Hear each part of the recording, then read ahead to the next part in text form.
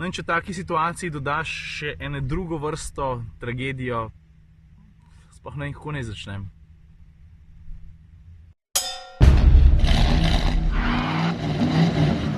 Dan, se ne vem, če veš, pravzaprav sploh ni važen, Tina, Ava pa jaz smo na počitnicah. Moram priznati, da se imamo ful fajn, zato ker je tukaj neverjetno lepo, smo na Majorki in z največjim veseljem bi rad pokazal, kaj smo tukaj doživeli, na kakšen način se imamo fajn, ampak preden se pa to zgodi, pa prosim za minuto, dve ali pa mogoče 3 pozornosti, ker bi rad povedal par dost resnih stvari. A veš, tale mesec, juni, ki je zdaj že za nami, je bil, mislim, če rečem hardcore, po moje še vedno rečem ene 3-krat premalo. Za začetek mene ni bilo praktično nič doma. Zdaj, kaj praktično nič pomeni? Stari, mislim, da sem doma spal 6-krat ali pa 7-krat. Punci pogrešate mene, jaz pogrešam punce. Non-stop sem bil na poti, kupenih vlogov na to temo, seveda še pride. In pol, kaj enkrat toliko manjkaš, stvari se nalagajo, no.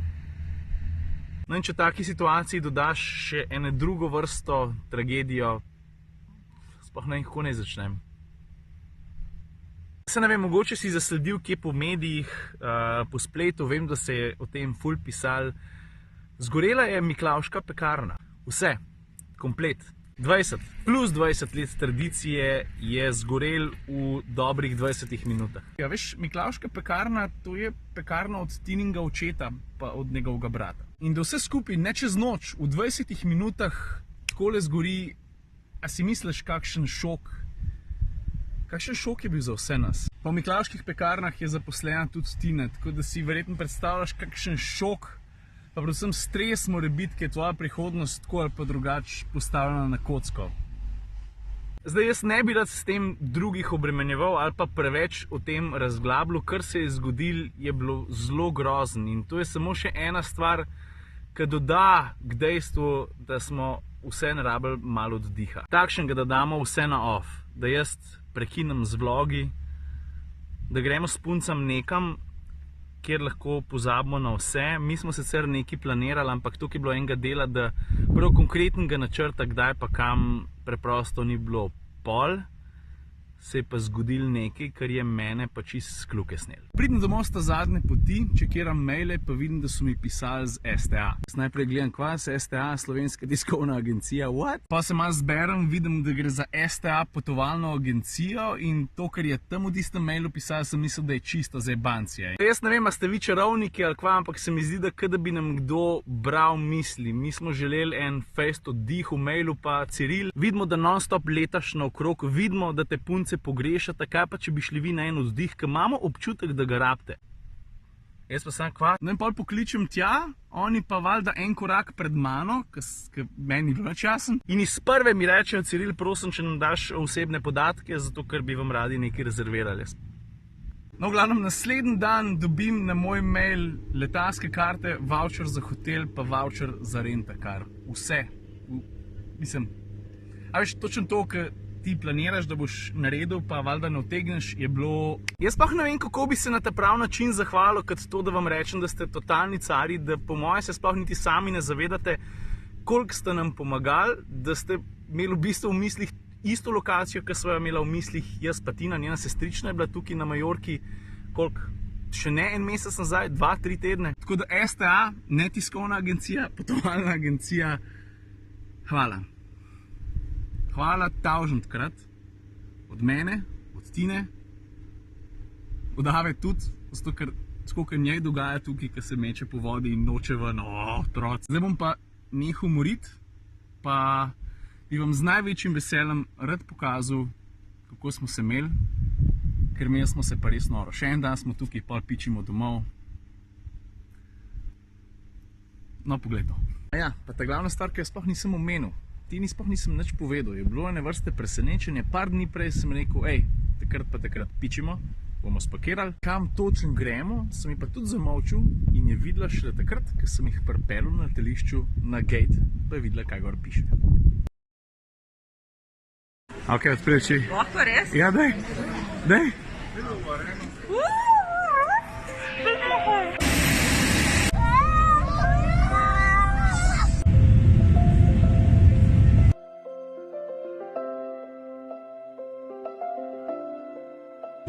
Morje!